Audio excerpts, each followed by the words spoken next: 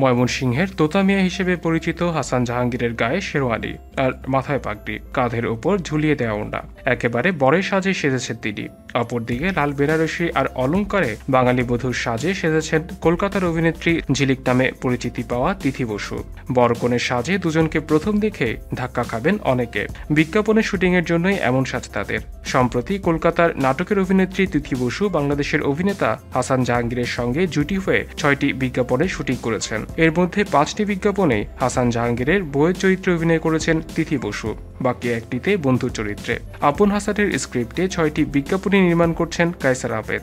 এ প্রসঙ্গে হাসান জাহাঙ্গীর বলেন, এখন তো ঈদের নাটকের অভিনয় নিয়ে ব্যস্ত রয়েছে, তাই শিডিউল মেলানো কঠিন হয়েছিল। বিজ্ঞাপনটির জন্য তিথি 3 দিন আগে এলেও শিডিউল দিতে পারছিলাম না। অবশেষে 6টি বিজ্ঞাপনের কাজই শেষ হয়েছে। এতে তিথি বেশ ভালো করেছে। আশা করি বিজ্ঞাপনগুলো দর্শকদের বিরক্তির কারণ হবে না। তিথি বলেন, বাংলাদেশে দারুণ সময় কাটালাম। হাসান ভাইয়ের সঙ্গে কাজ করাটা উপভোগ করেছি। আগামীতে এখানে আরও কাজ করতে চাই। বিজ্ঞাপনগুলো শিগগিরই দেশের সবকটি চ্যানেলে প্রচার হবে বলে জানিয়েছেন নির্মাতা। এলটিভির সাথে থাকার জন্য সবাইকে ধন্যবাদ।